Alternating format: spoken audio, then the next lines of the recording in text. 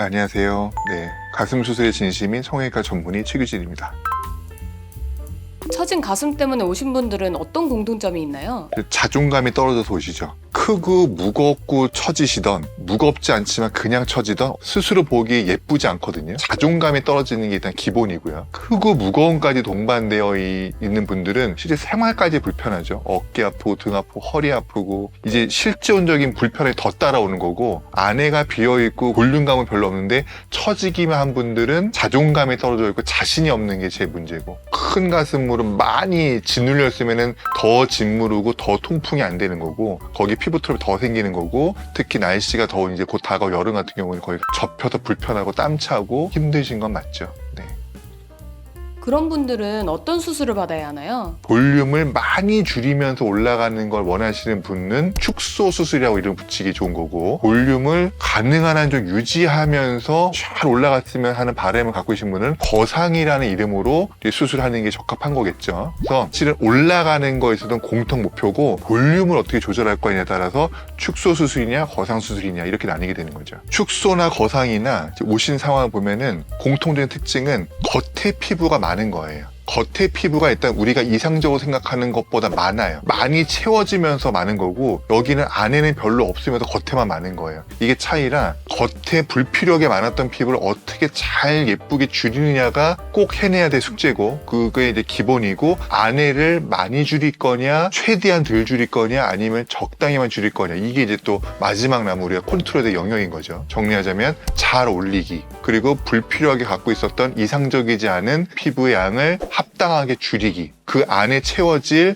볼륨을 조절하기, 이게 이제 키포인트가 되겠습니다. 그럼 두 수술 중에 하나만 받으면 되는 건가요? 그러니까 모든 환자가 이렇게 모 아니면 도가 아니라, 나는 너무너무 크고 이게 싫으니 가능한 한 최대한 작게 해주세요라는 분도 계셨고, 나는 너무너무 가슴 볼륨은 소중하고 지금 너무 없어서 문제인데 너무너무 길게 처져 있는 게 너무 싫으니 안에 건 최대한 살리면서 이 늘어져 있는 것만 최대한 끌어 모아주세요 하는 이쪽 부류도 있단 말이죠. 근데 중간 형태도 분명히 있을 수밖에 없어요. 나는 너무 큰 것도 싫고 너무 처진 것도 싫은데, 그렇다고 너무 작아지는 건 싫어요. 너무 볼품없을 것 같고 적당한 볼륨이 있고 많이 제대로 거상이 되길 원해요 하는 분들도 분명히 많이 계시거든요. 이 양쪽의 중간 형태인 거죠. 중간 형태인 분들은 줄이는 것도 잘 줄이고 올리는 것도 많이 올리면서 내부 볼륨도 적당히 남겨야 되는 중간적인 형태의 수술해야 되잖아요. 방법이 비슷하더라도 내부 볼륨을 컨트롤하는 데 있어서 세 가지 수술이 달라지는 겁니다. 이런 경우는 뭐 내부 볼륨을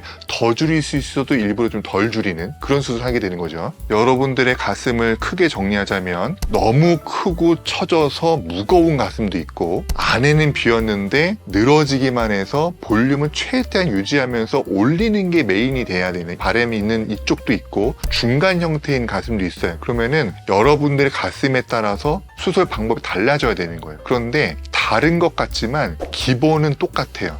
거상 수술이 제대로 돼야 되는 거예요. 볼륨을 많이 줄이는 걸 같이 하면 축소 수술이고, 내용 볼륨을 최대한 내 거하고 끌고 가고 싶으면 저희가 하는 자가조직 보존술 또는 듀얼플레 거상일 것이고, 이 중간 형태로 거상을 잘하면서 조금만 줄어들기 원하신다면 그냥 거상 수술인 거예요. 이 수술을 여러 가지 수술을 다 자유자재로 가슴 특징에 맞게 필요에 따라서 능숙하게 할 수 있는 의사를 만나셔서 잘 상담 받으시고 정확한 방법으로 잘 수술을 받으셔야지 좋은 결과를 얻으실 수 있습니다. 조심해야 될 점은, 여러분들의 거상을 너무 쉽게 얘기하는 병원은 안 된다. 거상 수술은 결코 쉽지 않고 쉬운 방법으로 거상이 될 방법은 아예 없습니다. 여러분들이 유혹에 빠지기 쉬운 비침습적인 방법, 침을 맞던 뭘 바르던 레이저 시술을 받던 전혀 효과가 없으니까 그런 거는 아예 하실 필요가 없고요. 그리고 그 볼륨을 자꾸 포커스에 맞춰서 보형물 넣으면 거상이 일단 되기 시작하고 다 해결된다, 이런 병원도 이건 이루어지지 않는 일이고 현실에서 없는 이야기니까 거르셔야 되는 이야기고,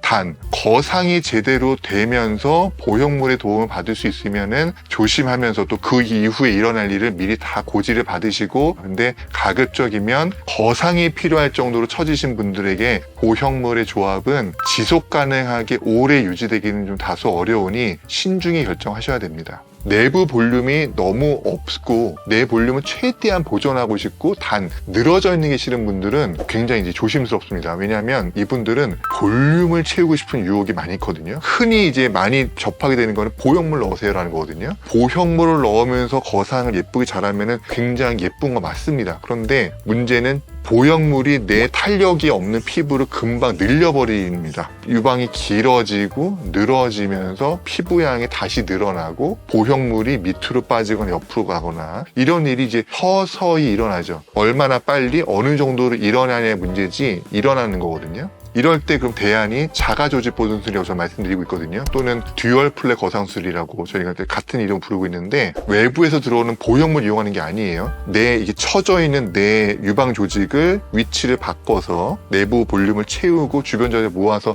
볼륨을 쌓아서 만드는 거기 때문에 훨씬 그런 리스크가 줄어들죠. 그래서 이런 가슴을 갖고 있고 내부 볼륨은 너무너무 없어서 소중하게 유지하고 싶은 분들한테는 저희 병원은 당연히 자가조직 보존술을 더 많이 권하고 그렇게 하고 있죠. 이 수술은 원장님만 가능하신 거예요? 우리나라에서 제일 먼저 시작한 건 제가 맞고 제가 하고 있는 이 수술의 명칭을 저희가 붙여서 그걸 특허받은 거거든요. 비슷한 방법으로 다른 면 하시는지는 모르겠어요. 근데 해외 의사들은 좀 하고 있는 것 같더라고요. 근데 저도 그들의 수술을 보고 제가 갖고 있는 노하우를 이제 같이 섞어서 우리나라 가슴이 많이 보여주고 있는 그 문제를 제가 잘 알고 있기 때문에 그거에 잘 적용을 해서 이 방법을 이제 만들어냈는데 비슷한 수술, 조금씩 다른 수술들은 또 해외에서 많이 하고 있는 것 같습니다. 국내에서는 왜 이 수술을 안 하는 거예요? 국내에서는 일단 거상수술, 축소수술 자체가 드물어요. 더 깊이 들어간 그 다음 단계에 좀 더 난이도가 올라간 수술은 아직까지는 좀 시도가 어려운 거죠. 수술 방식에 따라서 회복 기간에 차이가 있나요? 거의 차이가 없습니다. 수직절개론자들이 말하는 것처럼 절개 길이가 길면 회복이 느리고 뭐 위험하고 뭐 이런 건 전혀 그렇지 않습니다. 저에게는 실밥 뽑는 날짜, 뭐 레이저 시작한 날짜, 샤워 시작한 날짜 똑같습니다. 수술 방식에 따라서 흉터 차이는 없나요? 흉터는 수직절개냐 오자절개냐 차이고 합당한 절개를 했을 때 여러분의 가슴의 흉터가 좋은 거지 억지로 짧게 연다고 결코 좋지 않습니다. 억지로 짧게 좁게 연다면 유륜에 뭐 조그만 뭐 반만 절개하면 제일 좋았을 거 아닙니까? 근데 그렇게 해서 여러분의 가슴이 제대로 올라가고 제대로 줄어들고 흉터가 예뻐지셨습니까? 그렇지 않았잖아요. 그러니까는 흉터의 길이를 억지로 짧게 한다고 해결되진 않고요. 적절한 절개를 통해서 꼭 해야 될 거를 제대로 해내는 그런 내용이 다 포함되어 있는 수술을 받으시고 그 수술을 상식적으로 정확하게 할 수 있는 그런 의사에게 수술을 받으시고 잘 컨트롤된 수술 후 관리를 받으시면 절개 길이와는 별개로 여러분이 너무 스트레스를 받지 않도록 흉터는 잘 케어될 수 있습니다. 그럼 처진 가슴을 수술 없이 해결하는 방법도 있나요? 없다고 봅니다. 안타깝고 헛된 시술과 수술 뭐 여러 가지 치료를 하고 오시는 분들이 많으신데 가슴이 줄어드는 침, 뭐 가슴이 올라가는 침, 가슴을 리프팅하는 뭐 레이저 시술, 뭐 가슴 처짐을 방지한다는 뭐 바르는 크림 뭐 이런 거를 사용하시다가 아무 효과가 없어서 찾아오시는 분들이 많으시거든요. 당연히 될 리가 없는 것들 하신 거고 수술은 두렵고 뭔가 조금 간단하게 해보시려는 마음에 그런 것들 해보시다가 시간과 돈을 많이 버리시고 결국에는 올바른 선택지 찾아서 오시는 경우를 저는 많이 보고 있죠. 거상이 필요한데 확대를 해놓으셨어요. 대표적으로 잘못된 거죠. 거상 수술하지 않고 확대를 해놓은 거 거상이 된다고 잘못 설명을 해서 그런 상황에서 그걸 만회하고자 한의원에서 보형물이 들어가는데 침을 맞은 분이 계세요. 쓸데없이 보형물은 들어갔고 가슴 처져 있으니 이거를 만회하고자 한의원에서 침을 맞아 쫓아 올려보려고 했는데 가슴 리프팅이 당연히 될 리가 없고 보형물만 터진 거죠. 보형물이 터져 있고 가슴은 당연히 여전히 처져 있고 이런 상태로 오셔서 제가 보형물 터진 거 제거하고 가슴 거상을 제대로 해드린 그런 사례도 있었죠.